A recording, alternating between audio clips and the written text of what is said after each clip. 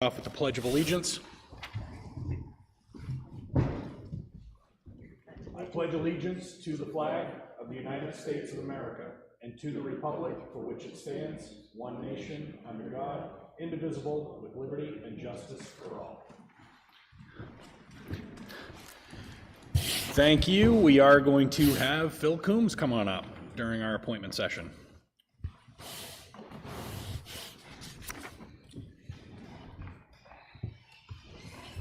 Hi. Hello. I've got a couple things. I've got the trustees tonight, so I just wanted to run through them real quick, if it's all right.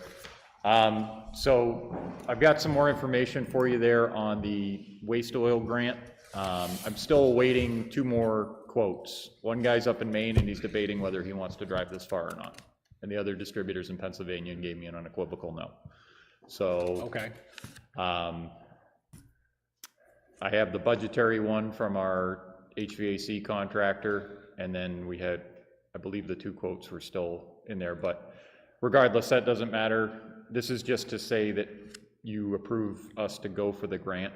Yep. For New Hampshire DES, so it's $2,500 to defray the costs. I'm gonna give it another week, see if I can get any more quotes, and then you guys can decide at that time whether you want to do that PO or not. Okay. Yeah, I think that's fine. If the board feels comfortable with them moving forward to get the grant moving. Yep. And then obviously we'll have some quotes before us for the official purchase of the waste oil furnace for the highway garage. And yeah. Okay. Take a motion to authorize the chair to sign any documentation necessary for the waste oil grant for the waste oil furnace in the... So moved. All right, all those in favor? Aye. Unanimous. Excellent. You'll have a PO for industrial traffic lines. It's a slight increase of $2,800. I screwed this one up, so I looked at the PO from last year, just took the footages from that, plugged that into this year's PO. I didn't realize that we had an amended PO because Rich had screwed up the footages from last year, and we had to do an amended PO for that. So a mistake repeated itself. So you perpetuated these. I did. Yeah. I talked to Paul about it, but I will be requesting that the board remove this contractor from the qualified bid list. They made promises that they were going to fix their errors from last year, and then they refused to do it. Unfortunately, mid-October is not a good time to go hunting for a new line striping company. Yeah. Especially this year. So we had them do some of the roads that needed to be done, and didn't have them do that one again. So I'll bring that to you in the future. There's also another one for Stump King, and I attached the PO from last year, but it was $2,500 a day. He's holding that price for us, and we're gonna do 2 days. There was $5,000 budgeted specifically for this and the tree removal line item for the highway department. So we'll be doing the ones on the plains and then some of the roadside ones that are a little too close to the road, and giving our wings a little love tap every now and then. And then the one I'm going to leave. Phil, that's for stumps, you said? Yes. Okay. It's stump For grinding. trees that have been removed, but the stumps need... Correct. We okay. usually wait a year or 2 to let them dry out so they grind up easier. Okay. And then I'm on my way to the trustees to talk to them about this, but it really isn't their decision at this point. So we've been invoicing the trustees for the cemetery work that we've been doing for the mowing. And the one thing we have found is that the blowers that we have are not adequate for specifically the fall cleanups that we're about to have to do. So there is over $20,000 in the line item for cemetery, and they've been invoicing us, or we've been invoicing them. They've been signing off on it, but it's still in the general fund. But what we'd like to do is purchase a stand-on blower, not just the backpack one, so we can get the cemeteries cleaned up, similar to how the contractor was doing it previously. And I've got 3 quotes in here just for your review. The one we went with, the cheapest one actually is similar model to the large mowing machine we have, a Skag, and we've had that over 10 years, been a great piece of equipment. And this would also help us as well, because currently we engage a contractor to blow down the roads before we pave or do any line striping or anything. So this would allow us to do a lot of that with this machine when we're doing short stretches. Obviously, we still want to use the tractor mounted one when we're doing long stretches, but it would be a helpful tool to get that cleaned up beforehand. So it's a single-purpose machine. It's a blower. Yep, that's it. Stand-on, you said? Yes. Yep. And it actually, this one has, the other feature this one has is has a adjust, like you can direct the direction of it, which the other two didn't have, even though they're more expensive. So I will leave that with Susan. The other ones you all have. Phil, you can't use any of the new cemetery funds or the lot sales trust? So Do you typically think- in the past, there is an amount budgeted to cover the contracted services, and then the trustees will reimburse the town out of that fund I believe at the end of the year. It's not nearly enough to cover the cost of the contracted services, but it is something. Did we not replace some equipment this year, or did we replace everything? So we bought, I'm being a little facetious because it seems like we don't have a meening without you coming before us to replace another piece of equipment, and we've talked about kind of conserving things to get through the year. As you well know, we've got some serious budget shortfalls, and so I'm concerned. Not to say that it's not necessary, but it just seems like we don't have a break. so the reality is we would have spent $24,000 on a contractor and have absolutely nothing to show for it. I'm requesting $10,437 for a blower so that we can provide the same level of service that contractor did. It was one of the things that I did bring to this board and the trustees, is that we would need potentially more equipment to do. I mean, we added 9 acres of mowing and maintenance onto the building maintenance crew. We haven't gone into any overtime. Even being short a guy, we brought in part-time help to cover that, and I think we've done a great job keeping our costs down in that arena. I wanted to hear you say something like that. Thank you. So again, I asked the question, of buying a piece of equipment, you can't use either one of those. Being more specific for the library as well. For the cemeteries, there's 2 funds which has over $100,000 in it, under the cemetery, and there's nothing that you cannot use those funds for that piece of equipment. So You got lot sales and you got new cemetery funds. the cemetery funds are some black magic voodoo that I don't understand. They have perpetual care for, I believe there's 400 and something graves that have to be maintained via state law. Some of those balances cannot be touched, principal can be touched, and they're the ones you should really speak to about that. As to, I don't even know how much they're able to take out on a yearly basis to compensate the town for the contracted services. We do have the finance director. She's reaching out to all the trustees because some of them are very ambiguous. You don't really understand what we can and can't pull from them. So I know she's been attempting to get some research from all of those funds to see specifically what they can and cannot be used for. And I know it was a topic of discussion at my last meeting with the trustees, is they were trying, because there is a lot of ambiguity in the rules and things that were kind of assumed to be fact that are not. So they're also digging into that matter. Because there is a celebration coming up for the Plains next year, and we wanted to put a new wellhead in and a couple other upgrades to the area, and I said the same thing. We've got $100,000 sitting here. Wouldn't this be one of those cases where we could use it? And they'll get back to me. And everybody seems to just not know. Yeah, so. Back to the town warrant. I know there were a couple people who had taken I don't know if it was NHMA or the state that put it on, kind of demystifying some of that accounting. Both of those people are no longer on the trustees of the trust fund, so it doesn't help us much at the moment, so. All the town reports are online now, Susan? Yep. Because that's what we need to do. You have to go back to when those funds were established, right? Yeah, that's what. It's a pain in the neck, don't get me, Yeah, let me come up, Paula. Well, I believe it was 1986. The town had sold perpetual care lots where they would mow just your grave. So all the graves around you would be 8 feet tall, and then they just mow the ones that you could see them that say PC in the corner, but it's not me signing every grave. It's that actually indicated that they would get their lot taken care of.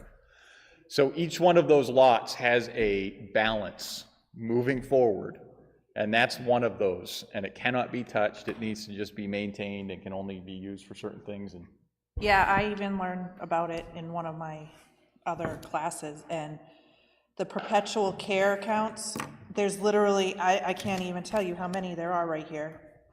But you can only, if I remember correctly, use the interest earned on it. You cannot touch what they paid, and it can only be used on that specific, maintaining that specific lot. so I believe they take a percentage of that. That's what I was told. And pay that to the town each year, like the interest that generates, that's the money that the town gets to. But it gets even if it were that simple, I'd tell you this with authority, but it's very complex. And Rich Tremblay, who's over there now, that's why the town has retained him as treasurer, is because he understands kind of the ins and outs of that more than most.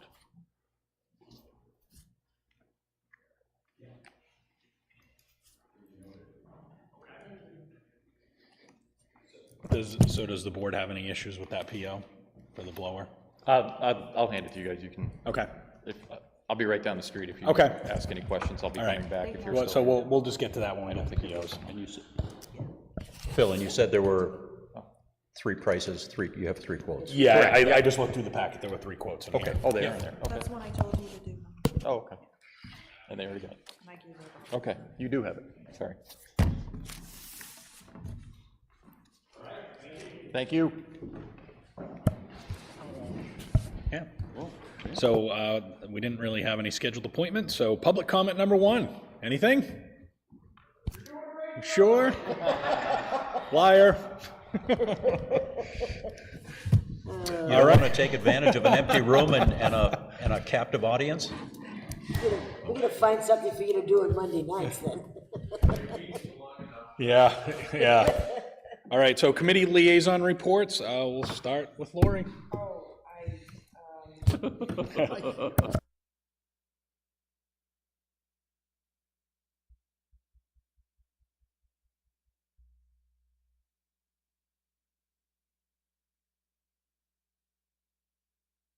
Michelle from the Adult Services Librarian won Adult Services Librarian of the Year for Service of Excellence. And she was awarded this honor on Friday at a conference that she and Melissa had attended. And Melissa did ask me, would we be willing to send a letter congratulating her on this? And I said, of course we would.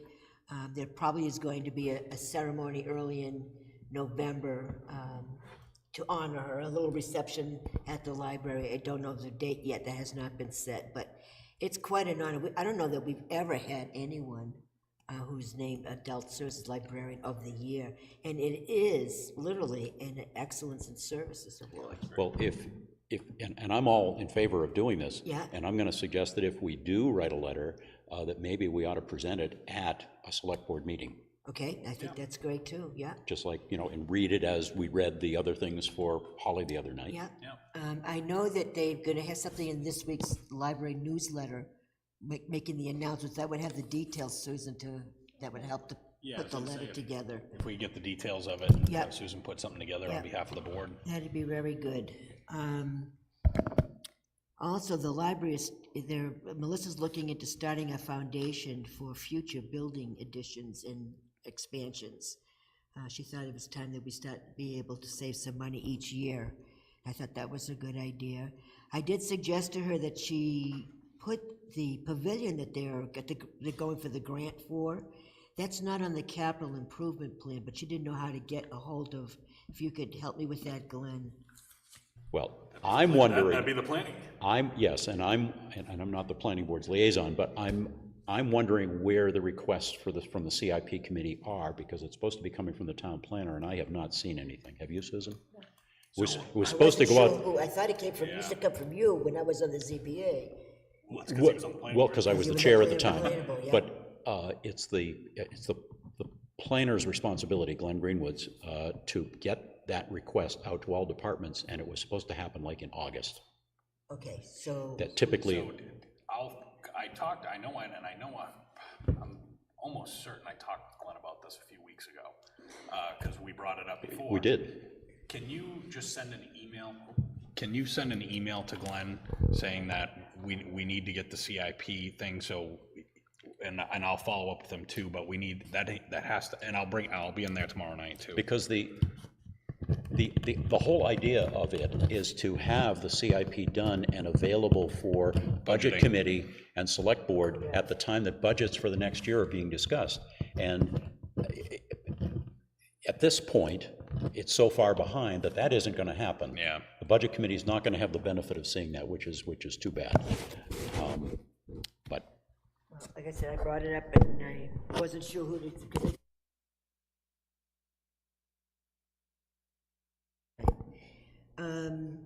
on another note, I spoke with Tammy earlier today, and she's thinking of creating a mock election to help educate the workers with the new regulations that have been put in place, maybe the new machine.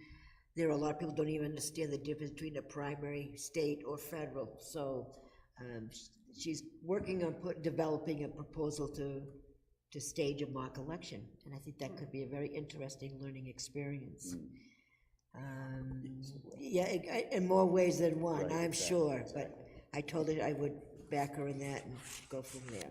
But she will bring us more details at a later date. And the only other thing I have, the Wage Committee met again last week. It's making progress. A lot of work has gone into this. We hope to have a report to the Budget Committee by the 1st of November. May not be everything they want, but it's a heck of a good work in progress.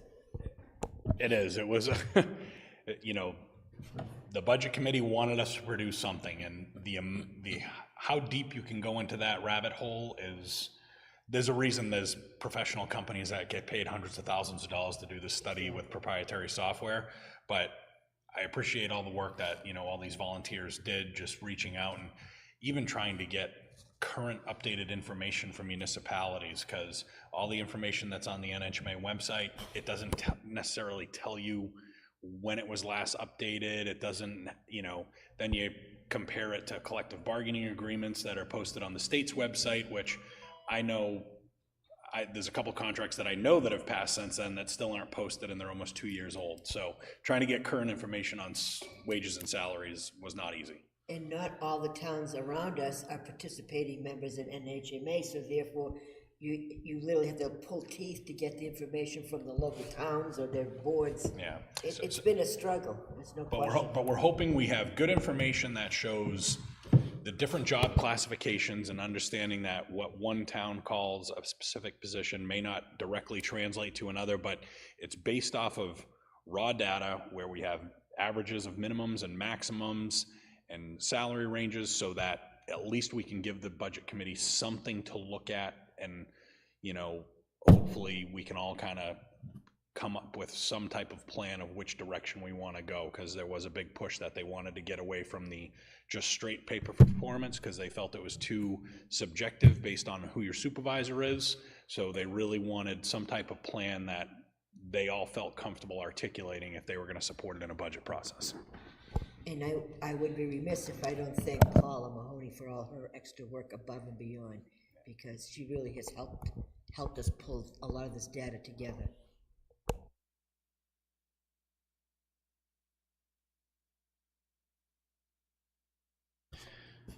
okay, only one thing from recreation that I can recall, and that is a bit of a text exchange I had with Paul Butler recently. He's coming up with a sign to put up at the newly renovated Stepping Stones playground, and it will recognize the contribution financial contribution from Partners Bank, because there was a significant chunk made there, but it will also recognize the fact that Kingston taxpayers contributed, so it'll have both of them listed as being recognized for the work that was done there.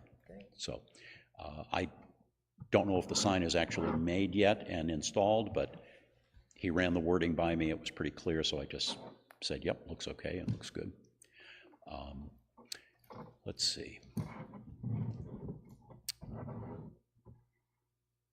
The Heritage Commission is still working on plans for the next year for the 300th anniversary for the Plain Cemetery, and it was one of the things that Phil alluded to was some perhaps improvements to that area, like a wellhead and so forth, in advance of that.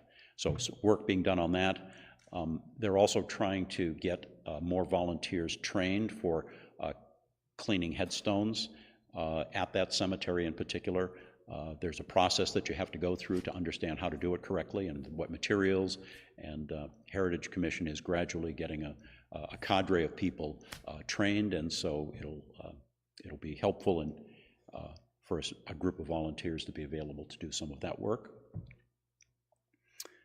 The Nichols Museum, the museum committee just had their, and Lori can probably chip in on this conversation as well. They had their fall Autumn Fest. On the plains, the weather gods were with us. It was supposed to be a horrible weekend weather-wise. It turned out to be a gorgeous weekend. And they had the car show as they did in August as a part of it, and it didn't draw quite as many cars, but it drew over 100, so it was a good turnout there, and from all that I heard, it was a success. There was a beer and wine tent as part of it. Did you want to? Yeah, no, it was fun. It was a smaller scale, but it was nice. It was just nice to have another event on the plains. So it was good. So the other piece of the puzzle with regard to the museum is some of the projects that are happening. The heating system at the building is in the process of, it has been in the process and still is in the process of being replaced. The old system is out, the pipes have drained, the new replacement system is getting ready to be installed. They're going to try to time the installation of it with the installation of the propane tank, because it's propane furnace as opposed to oil. So the oil tank has been removed. There's going to be a propane tank. And because you can't put above ground propane near windows by code, has to be a certain number of feet away, the only place they could put above ground tanks was going to look horrible at the site. It was going to destroy the look of the historical building. So it's going to be a buried tank, and they've identified a location for it. Irving is going to be doing the work, and Phil is involved in oversight of that project. And that is supposed to happen. I didn't bring my note with me, but I believe it's October 24 is the date for that tank to go in. I have a question. Was that a new development, or because I feel like this, you know, this whole getting the heat turned on there has been a really long, drawn-out process. It has. Right. So did they just now discover that it had to be buried? Yes, they, about 2 weeks ago. Okay, well, I've been involved in the loop because Ernie, who is responsible for advocating for maintenance of the building, has been keeping me in the loop, along with conversations with Phil about this. So our fuel oil and fuel propane supplier is Irving Oil. They came out a couple of weeks ago to install the above ground tanks, and at that time they were investigating locations of where the tanks were going to go, and it was only then that they realized that yes, they can put them there, but it's going to look horrible. And so the decision, in consult with Phil and the town, decided that it would be better to do an underground tank. So that extended that time for another couple of weeks, and so I believe October 24, if I remember right, is the date that that goes in. And the installation of the furnace and the new system will be timed to be either at that time or very close to that time. So that's the latest on that. The other piece is the Grace Daily Barn project. You probably can see that work has not started there, and to be honest, I don't have an update on when exactly it's going to start, but you probably noticed that there's a 40-foot container sitting beside it out there. That is going to be the winter storage location for all of the contents that were in the barn that are currently, most of which are currently over in Dan Doyle's property in his barn that he had graciously offered to the town. But now winter is coming and he needs that space. So Dan Doyle and Phil were able to work out an arrangement to have this container brought to Kingston for the cost of the transport here and transport out, but not the use, we get the use of it for nothing. The cost of it ends up to be $500 to transport it here and get it out of here in the spring. It'll hold all of the stuff, it's weather tight, and it's close to the barn, so it's logistically it works well.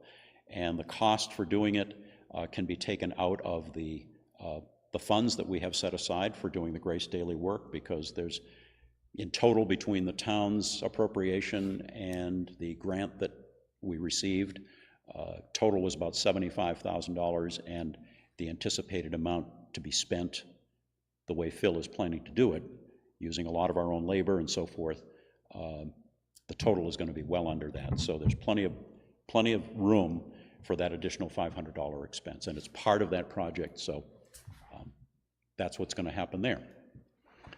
And That's plenty. I think, yeah. Oh, well, that is plenty. That is plenty. But let me just tell you that probably more than you wanted to know. That's okay. But the Historic District Commission, that's the other one that I wanted to mention, had their joint meeting with the Planning Board last week, and had a really good discussion about some adjustments to the Historic District zoning ordinance, the section of the zoning ordinance, and I've got to say that it was a constructive meeting, and the two boards were pretty much in alignment, and so the changes will be brought forth at a public hearing that the Planning Board will have sometime probably next month. Great. So just one more thing for the Planning Board. I know there's been follow-up. I know Glenn has been meeting with the building inspector regarding, they want an Glenn. Yes, other Glenn, for an update on the Bresnahan property to bring before the board to take up. So I'm not sure if they got all the information they needed for tomorrow night's meeting, or if it'll be taken up at the following meeting. So the Bresnahan moving and storage property. The self-storage facility at Marshall Road on 125. Yep. And then I know that the police chief had, I think, called you, Ellie, and called you just because it was a continuation of a project that was approved back when Ellie and Chuck were still on the board, were the only two members that are currently on the board. He had requested, after they did the garages and stuff out back for the cruisers, he had an intention to change the current Sally Port in the police department into a training room. And he had it set up with some local contractors that were going to donate their time and materials to make that happen. So it sounds like that has happened. Well, it hasn't happened yet. I think it's happening tomorrow. Yeah. I think it's happening tomorrow, but he has contractors that's going to do some concrete work, going to remove the garage doors. They're going to put in the walls, and it's all donations at no cost. Goods and services. But because it was so many people on the board are new, I suggested to him that we just discuss it, say, in case anyone says, hey, what's going on over at the PD? It was a continuation of a project that was approved I have quite some something time for ago. that. I spoke to Kyle today. He's got the permits that I think Phil put in for that work. It's the training room, mechanical for mini splits, and an electrical. I don't know why this is an electrical. Anyway, 3 permits here. And his question was, does he have to treat these like any other permit and get all the details in the plans? Because he said if someone else submitted this, he wouldn't be able to proceed. And he's wondering if it's, because according to these, it's Highway Department, DPW doing the work on a town building. and he didn't know if they needed permits at all. And I said, I think you need at least to document what's happening. They have to at least document the permits. They're exempted from a lot of rules and regulations about stuff when it comes to a town building. Okay. But I believe they should. And I guess if he needs them to put it on there, a permit like that can be as simple as a sketch on a piece of paper, that training room, removing doors and putting walls in a door. Just want to know what's happening Yeah. out there.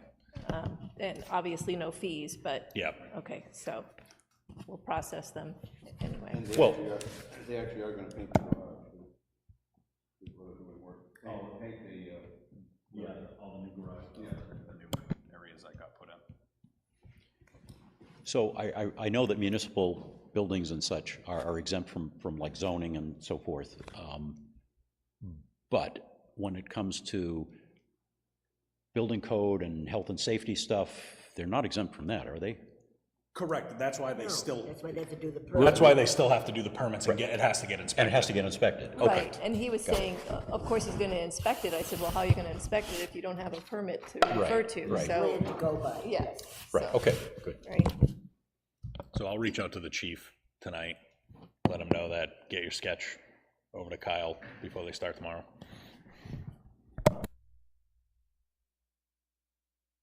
I think that's all I had between planning board and at the same PD. time, I have nothing. Oh, perfect. I just have a few things. For Social Services Committee, we met last week. It was a small group. But Melissa Mannon, the director of the library, is looking at the public transportation option or solution for Kingston. So that's just a long-term initiative. Clearly, it's not something that we're gonna solve, but she's starting to put, some feelers out for that. And then also, New Hampshire is coming up with a digital equity initiative. And her and I are actually gonna kind of work on our piece of that, meaning how she views it, starting in the new year. So Melissa's always doing something. She's just busy. For the solid waste and recycling, they had the collection center last weekend. There were 19 vehicles. 6 or 7 were previous, so there were a lot of new people, that means the word is really starting to get out, so that's great. Nothing for Kingston Days because we don't meet until November, where we'll elect new committee members. And then I believe that Paula has some budget stuff that she's going to talk about, maybe. Not today. Okay, then that's it. Okay, old business, changes to health insurance options. Paula? So that was what we discussed. Yep. So that was on what we discussed last week, and then I got a phone call from Health Trust, and she said we don't have to change anything till next year, this time next year. So I'm gonna put changing that health insurance on hold for now so we can do more research. But what she did tell me was that Health Trust their board met, and the week before, and came up with the new rate adjustments, and I think I gave it to Chris, because we have to sign it. So everyone's insurance, like every other town that falls into the 50 and under employees, went up 15.6% this year. It's going to be going up 15.6 in 2024. There's nothing we can do about it.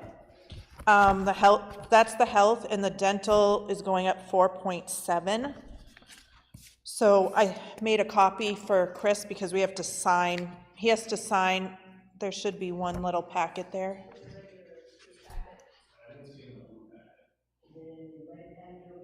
Where did you have me put it? I don't remember where you had me put it. I'm sorry. So there's only one page. I didn't staple it because there's only one page you need to sign that I have to send in. It's just saying that we're approving this next year's rates. Yeah, and so what I put in there was also the new actual rates. And then I had 2023 still, so the one that the town pays 100% of this year was $898. Next year it's gonna be $1,038. So that's just kind of show where it's going. So when you said the changes that we talked about last time, the different health insurance options, those aren't gonna take effect until 2025? Yep. I didn't know that. So if, oh, you guys don't have, but if Chris has it, it's the blue choice is what we have now. It's the more expensive health insurance. I think there's like maybe 5 people that participate in it. But that is just going away. Health Trust is getting rid of a few different options, and of course, that's one of them. So that's what I was looking into, the new options, but we don't have to worry about it for this year. Do we know when the last time the town went out to bid for health insurance? It has not been in the last few years. Would it be prudent to maybe, and plan, knowing that we don't have to make a decision on those other changes, obviously we're a little late in the game to get, as we're moving into open enrollment period for this year, but should we really be considering looking at going out to bid to see what else is out there? And who knows, this may be it, but if we don't ask, we're definitely not gonna know. Yep, we can do that. It's just ongoing. So I think early. An open enrollment, I'll get the information on Wednesday. They said will be uploaded to their portal that I could print. Yeah, So- and I guess the one, when did they just set their rates a few weeks ago? Is that what No, happened? just today. Today. Yeah, I just got it today and printed it. So I'm sure that'll be problematic when trying to solicit bids or do a bidding process for the new stuff, because it'll be based off of, the bid will probably be based off of the current year rates with determinations that their official rates wouldn't be set until the fall. Yeah, because I believe, We're looking for rates in 2025, correct? Correct, Yeah. so I guess, yeah, well, right around that time frame. So. because I believe Health Trust does something like a pool, like they, with all the other towns and stuff, so. Yeah. Okay. So I guess I would take a motion for me to sign documents related to the Health Trust contract, noting the mandatory raises that are involved. Now, obviously, for budgetary purposes, this would be considered a contractual obligation. Yes, it goes we into go to default, default. yep. Any further discussion? All those in favor? Aye. Aye. And then just so you guys know, right before the meeting, so I didn't have time to like make copies, I got an email from Primex saying that nothing needs to be signed, but that our rates for 2024 are ready, so I printed those out, and they all went up too, but a lot of it's based on, like, workman's comp insurance, unemployment, those are based on the salaries, so that's why those went up. And then our property and liability is going up $6,700 this year, next year. An additional $6,700? Yeah, everything, so workman's comp is going up by 14,000 because that's based on the salaries. At the end of the year, I do a report for them. What's this one? Unemployment is going up $242. And then our property and liability is $6,794 is what it's being raised. And I think that's partially the new fire station, because this was the first. Yeah, I had to put in how much it was valued and everything like that, so. But I got those late. Unemployment was $200. Yes. We have a state unemployment rate of what, 1.8%? Well, we don't, so unemployment is done differently Of course it is. for municipalities than with, like, I don't do it quarterly, you don't report it, right, you don't pay quarterly, so you pay at the end of the year, you have to input all their wages. It's not a lot, but it surprised me we're not at all given how low, we need people Yeah. to work. Yeah, but it's based on wages, so it's, Yeah, but the rate is zero. right.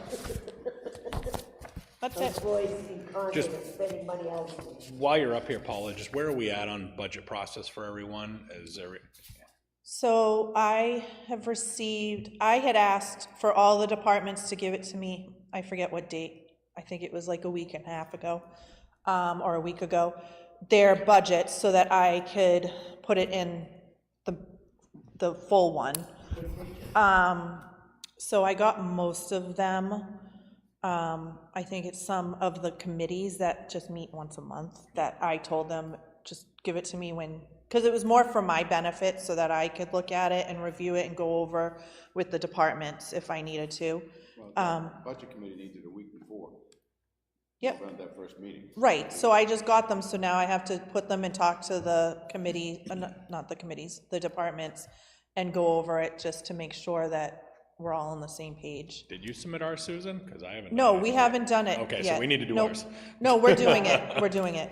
Okay. That was one project this week for our, like, our budget. And that's where we're at with that, so. Okay.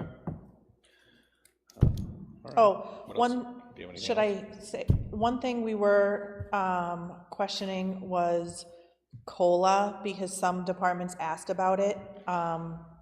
So I don't know, you guys can discuss it next week or whatever, but we gotta just figure out if we're going to do it, or people are a little confused on if we do the wage matrix and if it goes through, how is that working?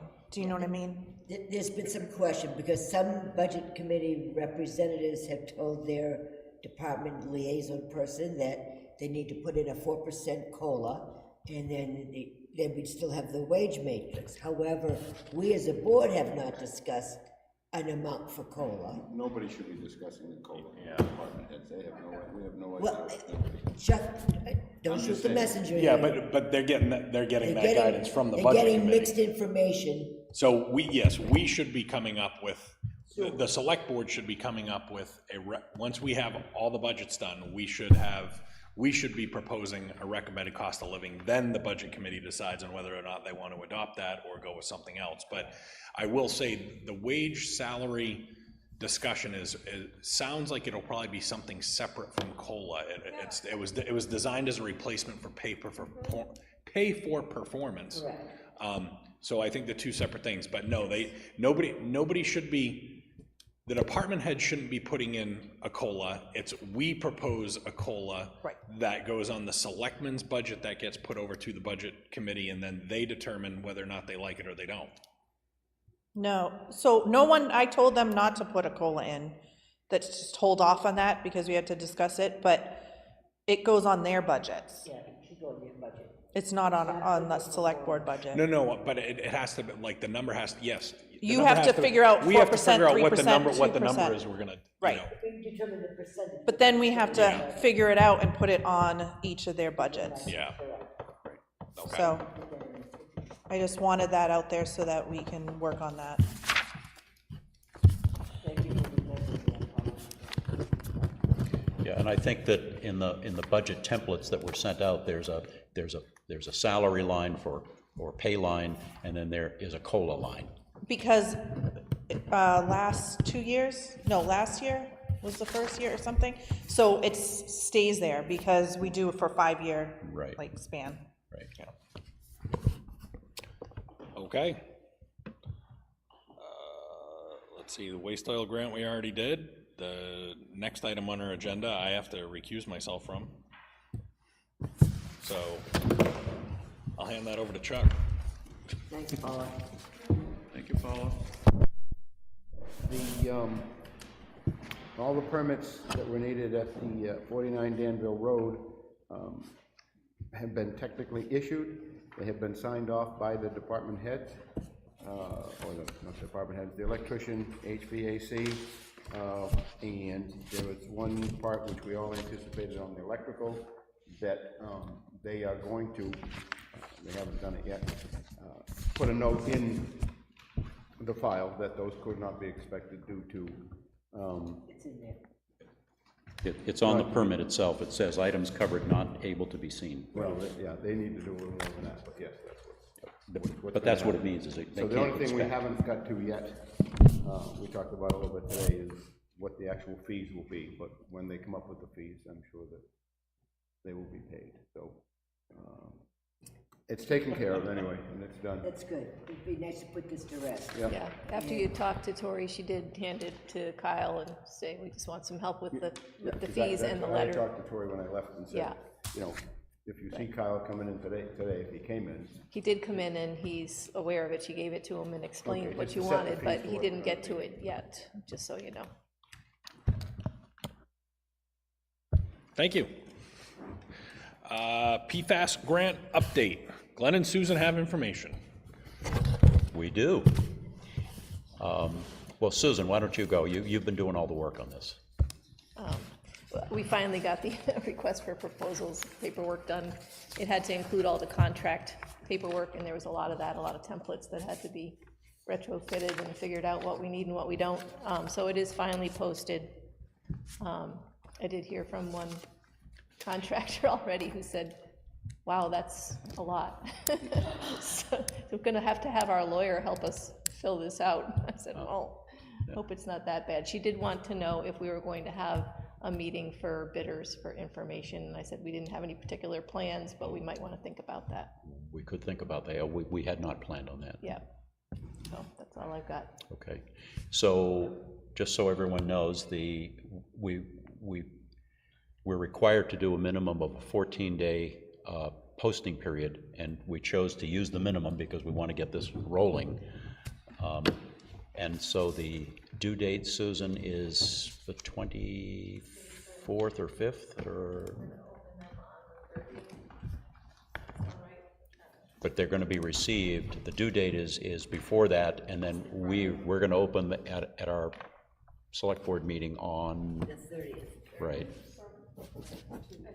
which is our department head meeting. The department head is the last Monday of the month. Right, right. So we'll open them that day, and we'll see what we get. Okay. New business. Does anyone have any new business?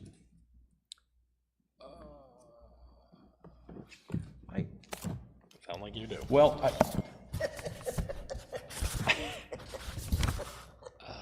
if that's assuming that I can put my hands on it. I thought I had it right here, and I'm not seeing it. So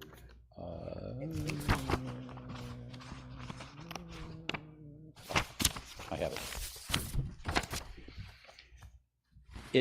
When I was doing some looking through Old Town reports for something not related, I found this out of the 2022 town meeting, Article 14. It's an article that passed 695 to 203 to see if the town will vote to raise and appropriate the sum of $100,000 for the purpose of acquiring land for future use as a source of drinking water, and to withdraw $100,000 from the Land Acquisition Capital Reserve Fund.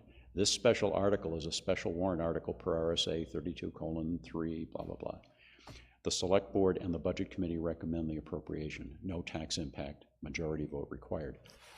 So this passed. I'm just wondering what action was taken by the town. Well, I can answer some of that. I'm not. Microphone. I believe the owner of the property has been elusive. And Phil actually would know more details about it than I. Oh, okay. Well, maybe we should ask Phil to follow up on it and get back to us? Yeah, I think that would Yeah, be good. we can. I know he's been trying. He was. Oh, Yeah, okay. it's been a 3-year process. Oh, that's fine. It's just that, like I said, I wasn't looking for this. I just happened to be, it came, It's the only reason we haven't done anything with it because we haven't been able Busy to. Saturday night reviewing. oh the town my warrant God. articles. Well, as long as it's been, that it's being worked, that's all. I was just curious where it stood, that's all. If you want me to follow up on it with Phil, I'll be happy to do that. Or you want to, So- or it doesn't matter to me. It's okay with me. I'll ask Yeah, him I'm good with about that. it.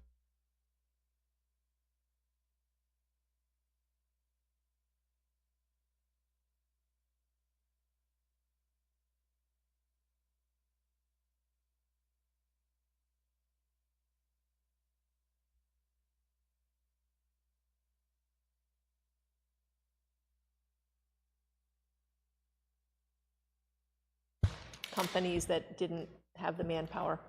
So they were all aware, they saw it, but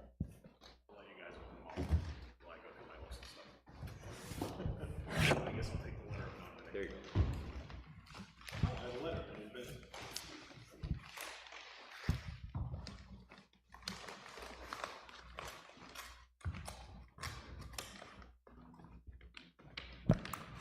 So is this who we currently used, and they didn't want to bid? that's Avatar. Yeah. We have software through Avatar, but they're Okay. not our assessor. And KRT chose not to bid. That's the ones that have been doing it.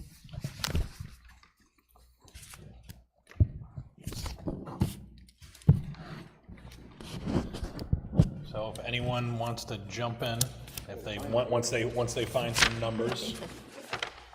It's always the challenge.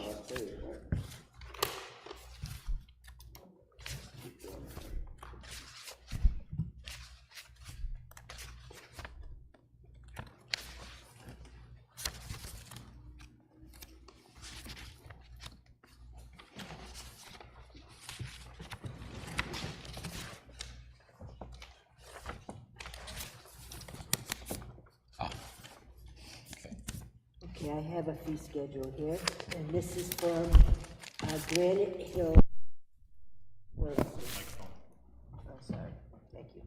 Granite Hill Municipal Services out of Concord, New Hampshire. And it lists details of what it would do, and by year it has the following total proposal. 2024, 37,000. 2025, 38,700.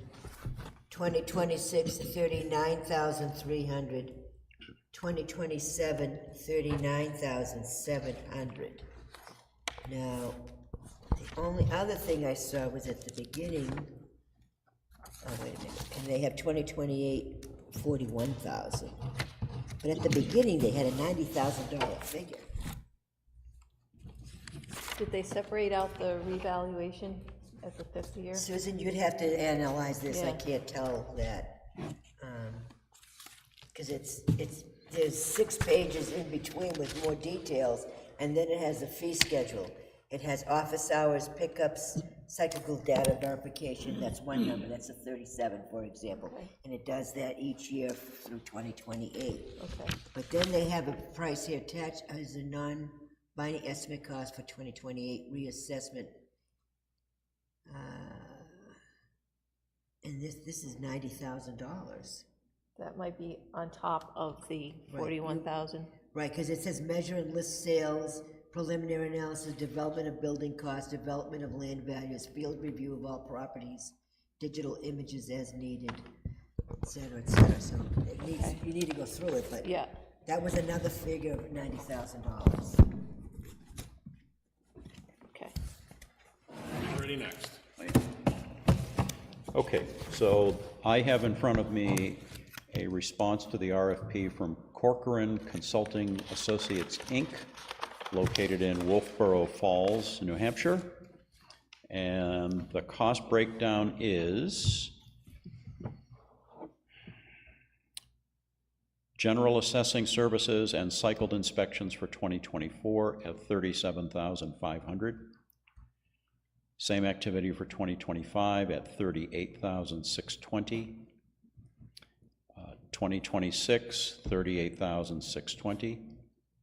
2027, $39,780.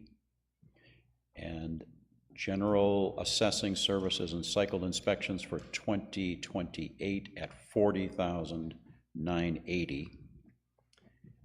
So total general assessing for 2024 to 2028 is $195,500. And then the 2028 statistical update does not include, or not including utilities, is $57,500 for a grand total of $253,000.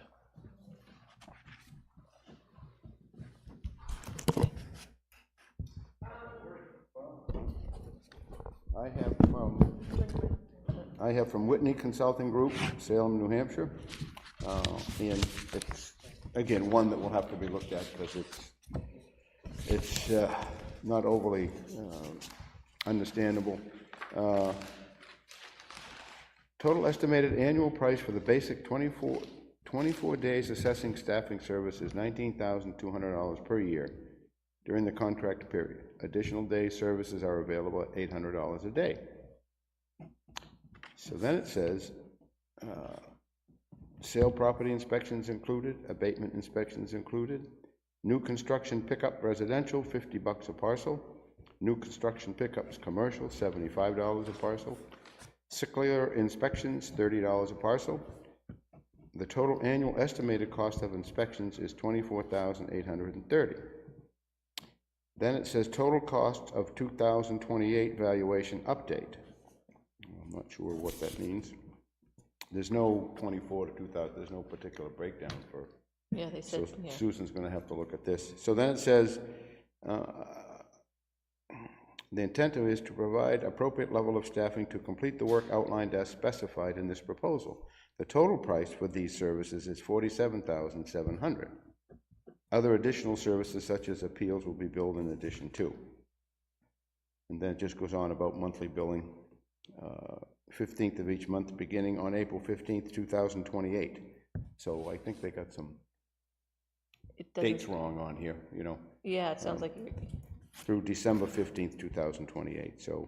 and it doesn't give the amount for the 2028 valuation, whatever, it doesn't give a separate.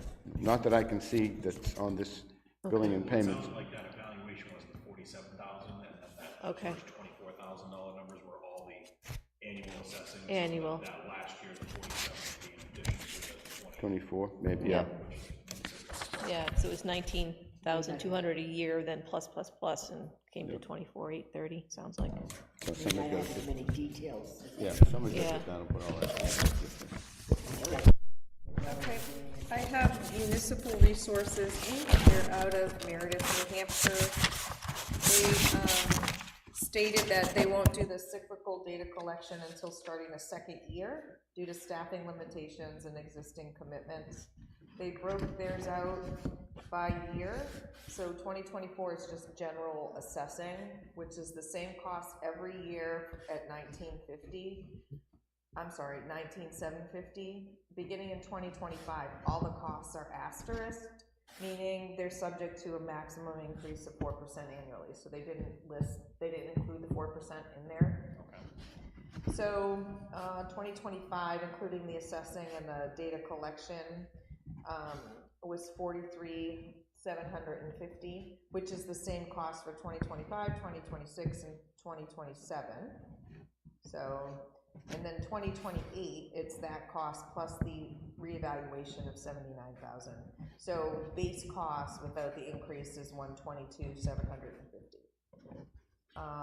It does state that there's, postage is extra. They might use town software. They do use Avatar, and they list a lot of towns locally that they've been servicing. It's a base cost, but they do say it's going to increase. All right, well, I'd make a recommendation that the board authorizes Susan to review the proposed contracts and come back with a recommendation to the board. Sounds like a plan, second. Any further discussion? All those in favor? Aye. Oh, yes, oh, yes, oh, yes. You don't think we were gonna back off on that, did you? That's okay. Yeah. So that they don't get scattered early on.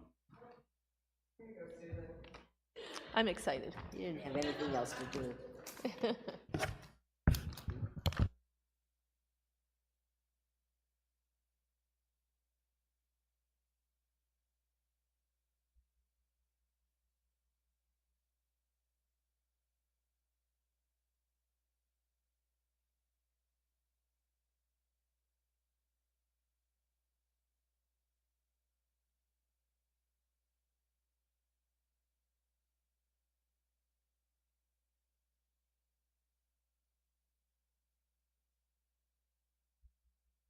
The board had previously voted on a salary range, but then we suspended that, so we just want to revisit, and I guess Glenn may have some numbers related to that he's pulled in. So I guess, do we want to does anyone want to just keep looking through this, maybe while Glenn's discussing some of the salary items, if they need a few minutes to discuss it, or? No, I reviewed the highlighted ones, the changes that you had made, and I thought they were all appropriate, to be very honest with you. It had been updated for the last time. Anyways, but this, you took it to another level, which is good.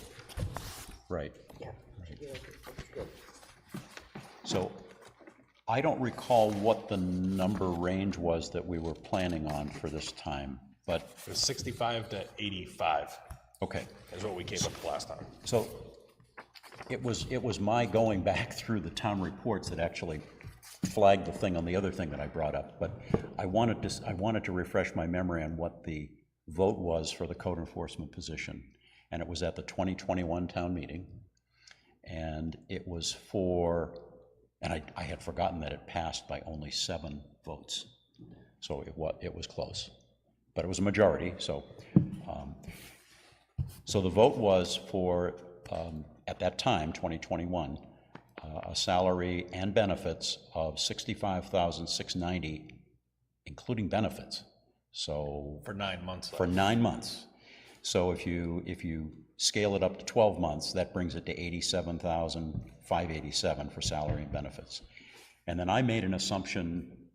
I just said, okay, there's been 2 years it's happened, there's been some inflation. I just put an 8% increase on that just to see what we get. And I came up with $94,594. So for salary and benefits. Now, I don't know what our benefits are, but they're probably at least 30% on top of the salary number. Is that a good ballpark? All right, so with that, if we were to do a hire at somewhere between 70 and 75, then 30% on top of that brings us to roughly that $95,000 top end number for salary and benefits. And then I also looked at the latest NHMA wage and salary survey, which granted is limited because it relies on those towns who respond to it, so it doesn't include everybody. And but 2022, I believe, it's what you provided to me, Paula, and I think that's the latest one that they had.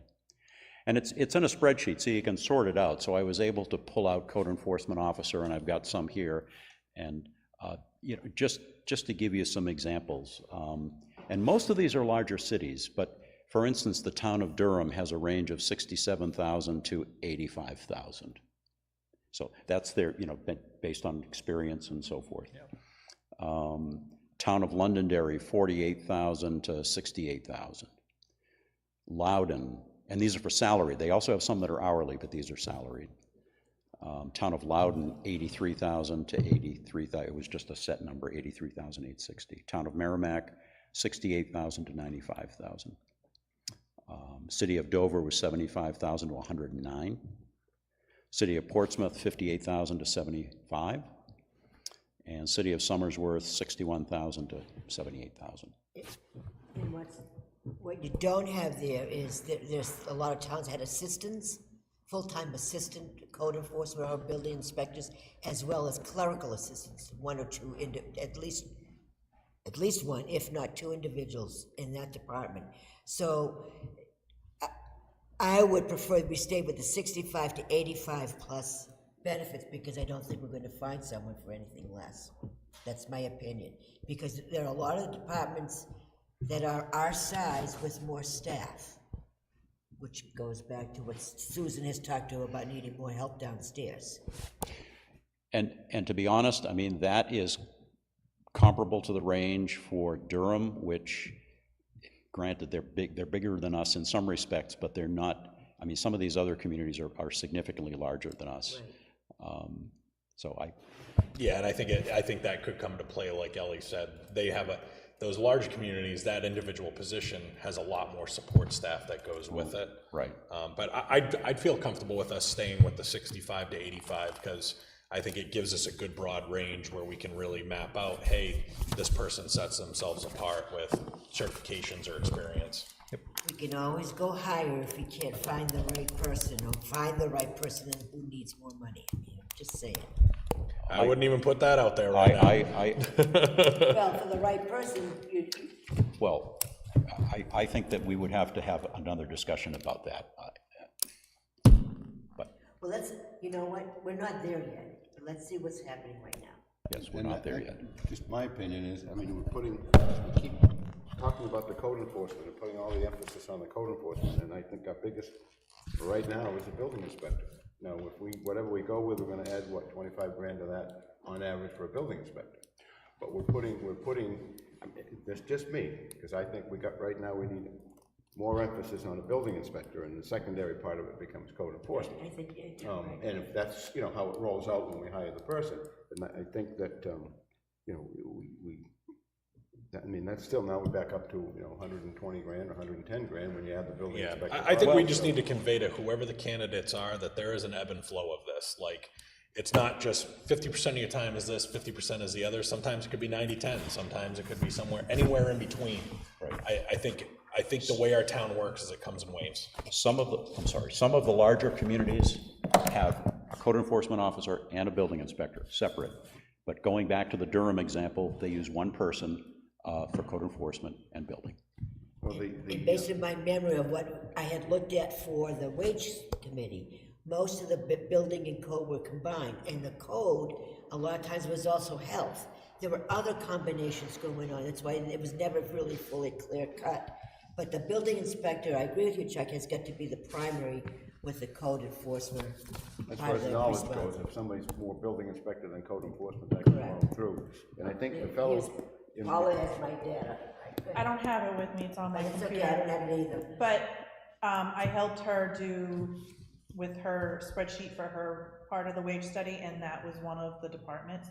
In a lot of the towns, it's a combined job. Yes. So it's just one, and where you guys are thinking of is right where all the other towns are. So this thing that's kind of these things in yellow, the supervision of all town inspectors, is that common for these other towns as well? That this person is, so we're asking them to do a lot for. But they have clerical backup. Yeah. Where? Who the does? other towns, Yeah, but in our job But I'm description, it's saying saying. here, we're saying there's the supervisors. There's supervision of all town inspectors. And I think that's because we only have part-time inspectors we don't have any other full-time inspectors. So somebody needs to be able to coordinate and contact those people to My organize. only point in that is the salary range, right? You're asking Now you're them to making- be the person, so the 65K might be a bit tough for that. Yeah, I think somebody that has supervisory experience and is gonna have more certifications, and that's why I think we need the broad range. And yeah, when you look at, the problem we ran into last time is that we had somebody filling this position making department head money that was only in charge of a few part-time folks, not anywhere near commensurate with the responsibility of the other department heads. Right. And then we're still gonna require them to have that certification or to obtain it within 9 months.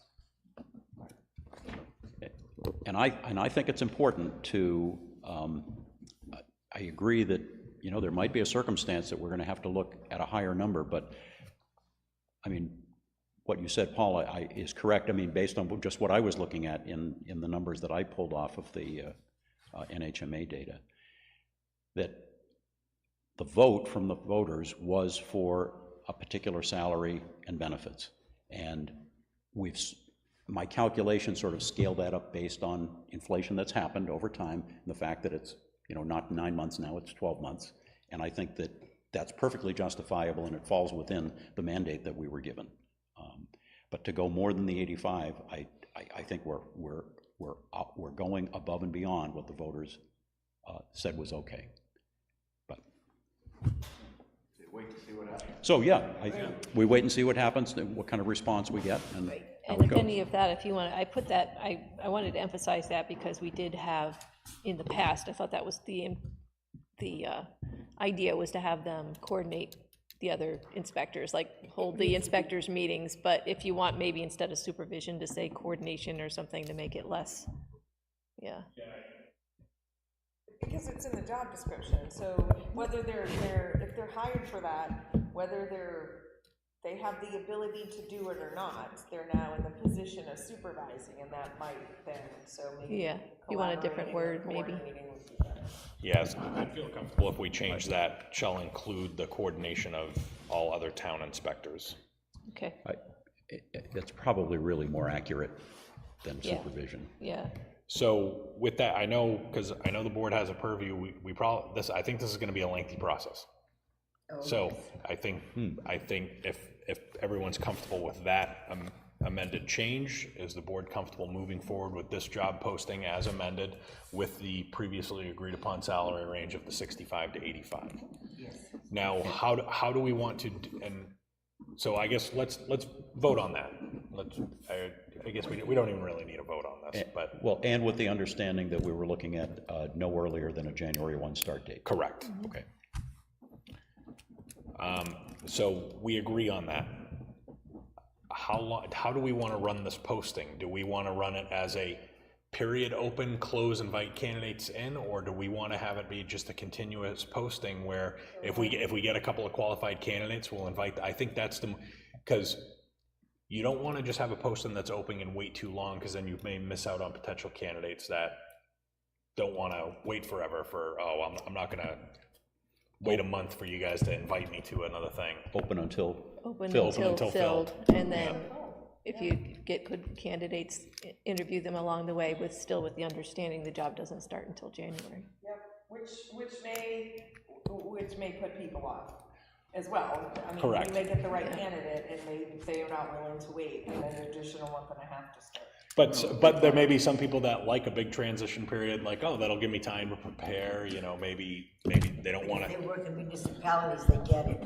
And you've got the holidays coming up, and I mean, in all reality, I don't think the January 1's gonna be a big yank for anybody, but it might be for some. Well, if it is, if there's a candidate and they're great, they want to start December 15th, I mean, there is no reason why we have to wait till January 1st. I know why we're waiting, but there's no reason we have to. Oh, we have to. So yeah, just make sure the job posting includes, start date will not be before January 1st. So The process. we would put this onto the NHMA job site, yep. Yeah.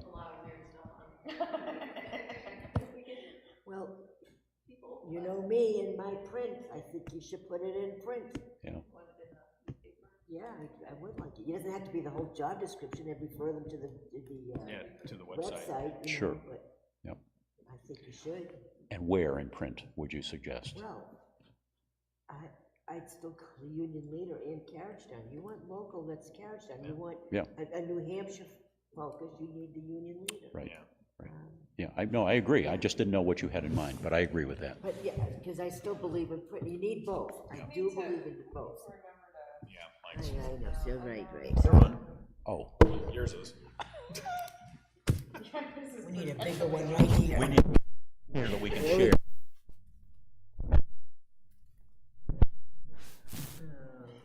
Okay, so how do we, I guess, do we want to decide how the process is going to go? Like, who's going to sit on, how are we going to do this interview process with this individual? How are we going to do this interview process?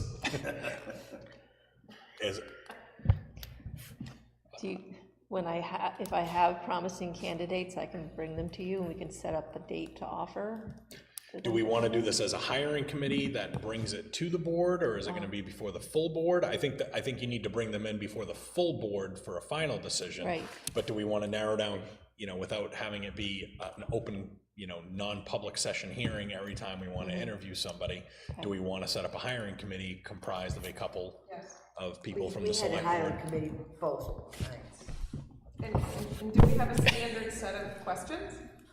Or is it just whatever you feel like asking? I mean, we The should do committee had a that. standard set of Yes. questions. And they definitely did that, so Right that you answer. consistently ask the same thing of all the candidates. We had 2 select board members. I think one of the inspectors, maybe a department head, and a community member. So there was 5 or 6 people. A community member for the hiring board? Don't remember. It might not have I been. don't think for that one. I think it was an Yeah, I don't- inspector and, I don't think that's appropriate. I think 2 members of the select board, department head, And and an inspector. an inspector. That's enough. Yeah. Because I'm really, I don't care about a split vote, because if it's only 50% consensus, it's maybe not somebody I want to consider. Right. So, The I- committee went through all the applications and interviewed most of them, if they were had qualifications, and then brought 3 to the board, if I remember correctly. Top 3. Might have been 4, but depends. Because there was 2 rounds. yeah. It wasn't just one time, it was twice. All right, who from the select board wants to sit on that committee? I'm happy to participate unless someone else really wants to do it. I'm good with it, I'm good with it. Who's gonna come up with the questions, though? I mean, we need some real. You're like- good with what? Being on it? Yeah, Oh, yeah. Okay. Any objections with Lori and Glenn? Ellie? I've done 2, I shouldn't do another one. Yeah. Okay, That's the way I feel. I'm cooked. oh, okay. We didn't have the select board make the questions, but there's Right. nothing wrong with the select board making recommendations to Right. the 2 of you, which ones you'd like to include, because I found the committee did a really good job of asking the questions. And then the select board also has an opportunity to ask other questions when we get to this final selection process. So How about a department head? I will leave it to the 2 of you to come up with the department head and find one of the inspectors that's available, because we want somebody that's gonna be available regularly, because I have a feeling there'll be a couple interview processes. Don't forget, you even have Eric Thompson, who's the assistant to the electrical, as one of the, All right, and he may be more flexible, who knows, I don't know that. Yep. yep, So I'll leave it to you 2 to put that together, okay. and then Let us in know anticipation who it of is. receiving applications. All right, Lori, we'll chat. Okay. Okay, We have to vote on the unsealing and resealing of certain non-public minutes, and we have had a list. did run into a little snag with that.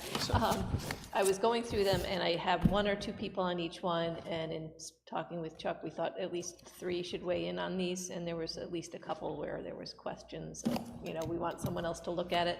So right now, I've got them all with, and Ellie suggested this too, just a place for you all to initial, like you do the bills. Okay, And you can use the 1 for unseal, 2 for reseal if you want to, and then it's just, once I have enough, at least 3 on each one. okay, so make some time to get in there and review them, and we'll put it to the next Yeah. meeting, so we Or can, bring it, even half an hour before our meeting start. I like that time. I come in and they go through things. yeah, it worked out well for us. Yeah, Next week did we can a come bunch in. of them last time, Yeah, so if you yeah. wouldn't mind doing that, that'd be great, Yeah. Susan. Yeah, Or today, come into the office during the week. right, they'll be there, or I'll bring them next Monday, early. Excellent. Public comment number 2. Paula, do you have anything specific you're waiting on? Oh. Well, why don't we, Sign them. let's get go, you yeah, home. we're into, yeah, so we're into correspondence, applications, purchase orders, so you just want us to go through these in case we have any questions about them? Okay. Okay. So I signed the documentation for the health trust. I signed off on the Stump King one that the Director of Public Works brought up, the cemetery mowing blower. There's 3 quotes attached in there if you guys want to go through those. I already signed off on the traffic lines, the line striping. Sorry, I think I'm getting stuff mixed up here.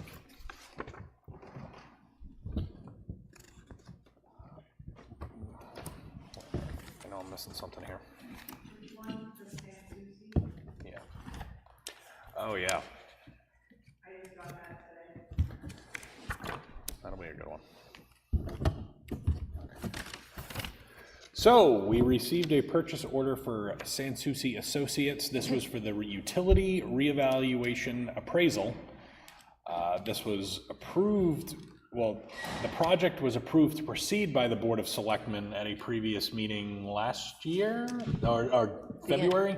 The end of January was the meeting. And it was agreed to take them on for utilities. And it's a great idea. At the time, though, they gave a couple of options of where it would come out of. Correct. So the choice, so this has already been performed, so we have to pay this. We Yeah. now have to decide which line it was going to come out of. So this, at the time of that previous meeting, there were a couple suggestions. One of them was the contracted services line, which I believe most of that is already expended. I have the numbers here, I Yeah. don't have to put them, so the contracted services line, we're already at the limit, Yep. and we still have 2 months left, because that's where all the PFAS stuff is. Yeah.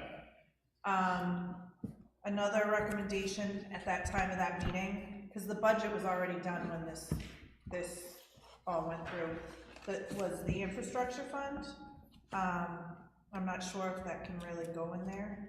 And then the assessing budget, which we're way over because of the Yeah, the reassessment reassessment. on the 5th year. And then somebody had mentioned the Comcast utility fees received, because that's the franchise fees that we get, but And the Comcast utility fees, do we spend that as a line item? So this is for 22,700. It just kind of goes. Correct, so it's not really a line to spend out of. no. And it's, yeah. So I guess what I'd like to see is if we can find out if we can, the trustee of the trust fund, the infrastructure fund, let's see if that meets the requirements for it. That came late, but I wanted to get it in this week, not for me to necessarily pay, but for you guys. Yeah, I to was see gonna it. say, I So think we need to I can delay look- authorizing payment till we can I figure out have where a it can come description from. of the infrastructure fund, I just have to look at it. Okay. And so if you find out during your conversations it's not eligible, we need to look at some other options of where it's gonna come from. I did have a long conversation with Mr. Sansucci this week. It is a good thing to have in place. These went way up. and Yeah, it's gonna- the evaluations on these skyrocketed. It's gonna, and they cover within that contract any abatement applications, any litigation, so this is a big part of our income.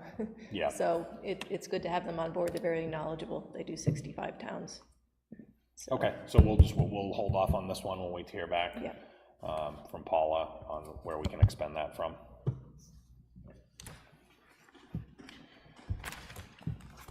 Okay, did we have it, that was it for POs, right? Yeah. Okay. Let's see, veterans credit application that we have here. Yeah.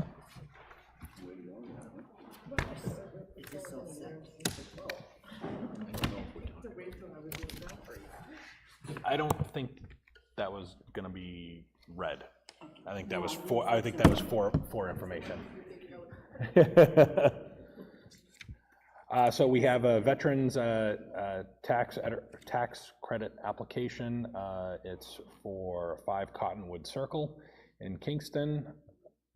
New Hampshire 1-year resident proceeding the claim, so it looks like they have all the appropriate information that they need, DD 214. Yes, correct. And we don't, yeah, they don't get applied 2 tax credits, do they? Or do they do? Okay, oh, fantastic. All right, so I don't see any issues with this, if everyone's all right, also assigning this. Oh, we all sign it, I guess. Chuck already did.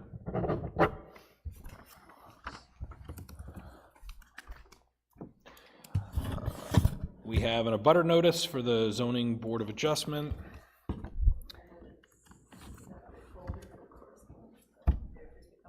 Oh, that one. So actually, I guess right before we get to that, let me just finish out this folder because it seems like we're bouncing back and forth between it. So this is the financial report of the budget for the MS 535. We have to sign and return this. Does anyone know more about this that can explain it? What is that again? The MS 535? I think this. Paul, MS 535 report, what is? Oh, okay.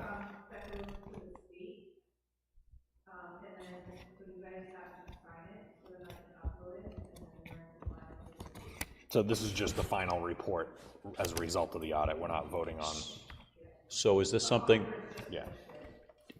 did the auditors provide it, or did you? The auditors prepared that, I looked it over compared to what they had given me, and printed it for your signature. Okay, thanks. And we were talking about earlier about setting the tax rate? That's still in process. All right. I did my part with the state. Oh, that's, and you sent it out to the state, you gotta wait for them to come back with their. Yeah, they'll come back with their proposals. Okay, we do have the consent agenda in this folder. That, Paul and I were talking about today, it is a little bit more trouble than it's worth, I think. Okay. You know, I mean, if you like it, we'll continue, but No, I mean, if, my goal wasn't to create more work, it was No. hope that we had a pathway to reduce some, so. it's an interesting thought, but I'm not sure we have enough to make it worthwhile. That's 2 Okay. weeks worth, so, So if everyone wants to just, There's no consent agenda. no, we don't consent. yeah, failed experiment. I'll take the, Worth looking into, I'll take the hit for that. I like it when it's cleaner without the big pile, but it amounts to the same Yeah, thing in the Still end. gotta sign off. Yeah. yeah, I was gonna say, so if it doesn't save you anything, I'm not too concerned.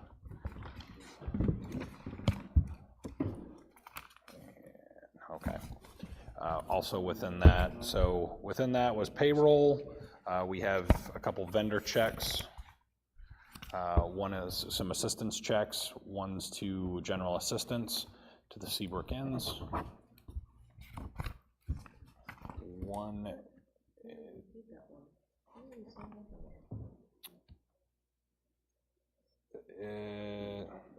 yeah, I think we talked about it before, I don't. Yeah, it may have just been the bill came in for it.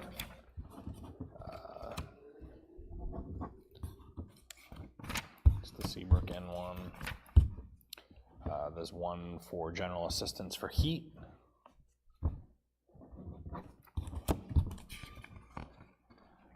There's a lot of these today.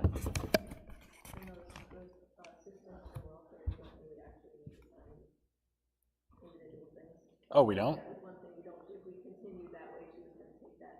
Oh, okay, all right.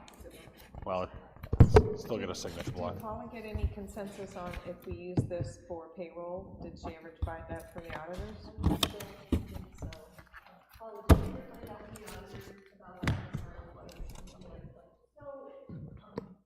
Just gonna come up front and yell at me.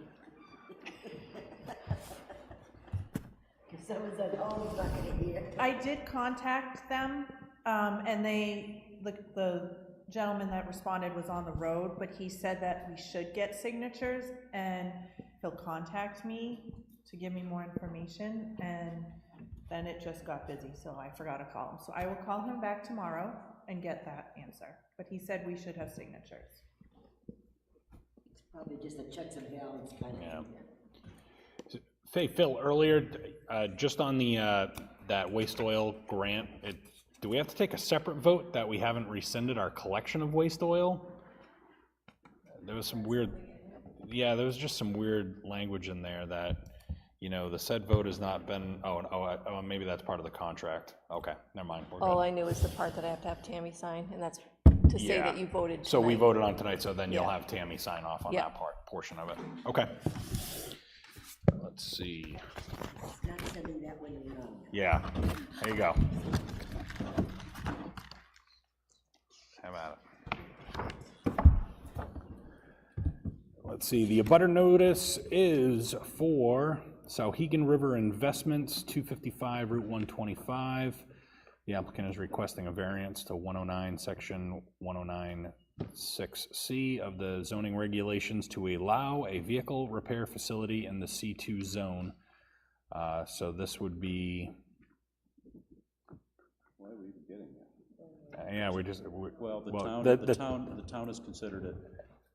Yeah, The town is considered an abutter, and so we, as the representative of the town, get that. so that's there to read if you'd like it. That's Mark's old garage, right? Mark's Auto. Mark's Auto. The grade, and I guess that's right up the other side of where the gas station is going to go, where the skating rink is supposed to go. All right, the other's a legal notice from the Plastow Conservation Commission.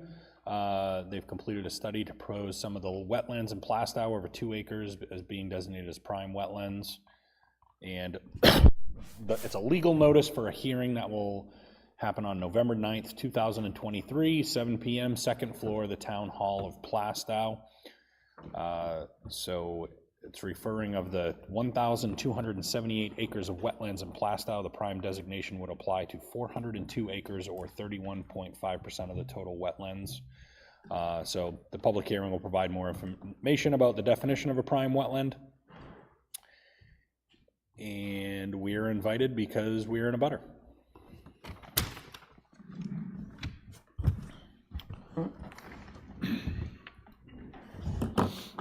Then we have the letter from Hawks Ridge Homeowners Association to the planning board. We've just been CC'd on this as the Board of Selectmen, so I'll just leave this in the folder and then. I have a question actually about this legal notice. So we're invited, so who would technically go if they wanted to go to this as the abutter? Public meeting. Well, I mean, who from? Which is selected as ZBA? No, the town of Plastow. Kingston? Who would represent Kingston, since you said the Kingston is an abutter, the town is an abutter, so who would go if they wanted? One of us would, or we'd appoint someone to represent our interests. If we felt like we needed to do that. Correct. Got it, thank you. Excuse me. So, yep, the other one was a member from Hawks Ridge. We were just, this was sent to the planning board. We were just CC'd on it, so it's in here if anyone wants to read through it. We don't need to do the approval of the consent agenda. Do we have any other business? Letter from Adam. Note from Adam. Yes, so we have to the select board from Adam for the camera replacement. He wanted us to know, as we are aware, one of the cameras in the main halls need a replacement, given the possibility that the other 2 cameras, being of similar age, are likewise at risk of failure, and to ensure that all 3 cameras are of matched quality, I'm asking the board to consider including camera replacement in next year's budget. I am so happy you're asking to consider it for next year's budget. Strictly for the purpose of providing price range, you know, he would like the board to consider allocating up to $7,500 in the budget. So my concern with this is that we talked about, Adam and I chatted about replacing the one bad camera, which would be around $1,500, and he thought he could put it in, or $1,295, I guess. And then this information is relevant to replacing all 3. If we had the infamous Comcast budget line item that gives us $70,000 or $80,000 a year, this is where something like this would come out of, but it goes to the general fund, so we can't pull it out of there. So, and I'm concerned that if we don't do something, it's a better idea to do all 3, obviously, and they're all up to date and all brand new. If we don't do something this year, and we put it in the budget doesn't pass, then we're gonna have to go for another year without the cameras. Is it something that we could do with the ARPA funds? Since we don't have enough money in the budget, you know, we just, I mean, again, it's just something that it's. I wouldn't have an issue with that. What our costs are gonna be looking at the HVAC and front step upgrades, if there's money in there to allocate for that. Because I do think the town has kind of done itself a disservice by spending that Comcast infrastructure, you know, the franchising fees that we get on, and everything other than upgrading the services to make it accessible to the public, you know, online. But my big priority, right? So as we move forward in our budget, I think, you know, we can probably find it there, but I'd rather, I want to see what our numbers are going to be for these other infrastructure upgrades.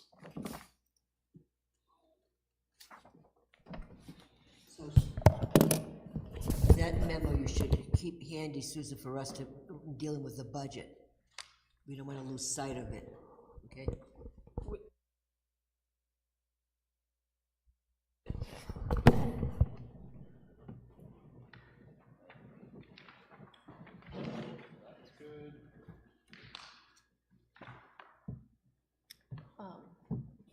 one thing, if you're not gonna approve the consent agenda this time, then you would have to sign all those vendor requests. So if you want to go ahead and. Yeah, we went through them all. You did all, you signed them all? Okay. For the bottom of that part. I did not sign anything on it. Did I miss anything in either of those Laurie and packets? Chuck missed the one on your right. Okay. Well, we were assuming it's only you that needed it. Nope.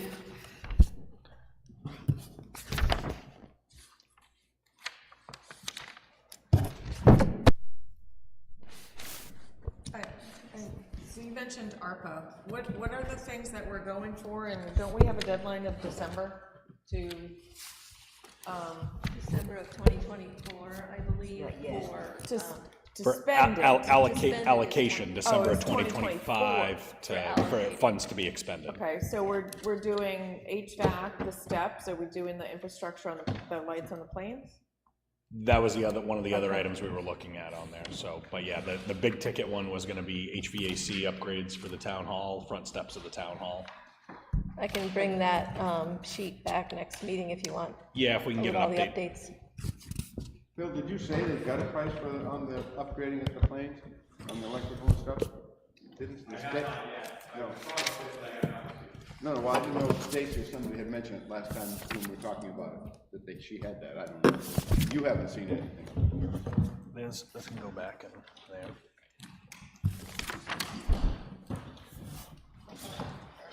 We're talking about this question in this?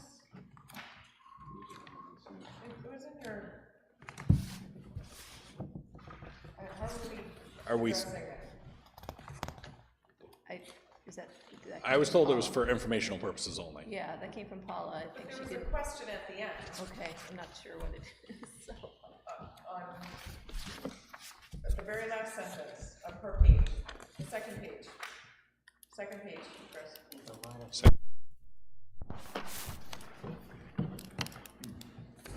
So I feel like there's an answer needs to be given, but I don't, Some guidance needs to be given. right, some guidance needs to be given, so I don't know what we're doing with it. Well, she left, so I think, can you follow up with her tomorrow? I will. And all those other sheets need to be signed.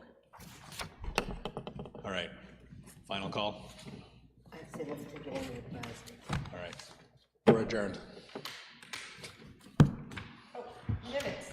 Oh, that was on the. That was on the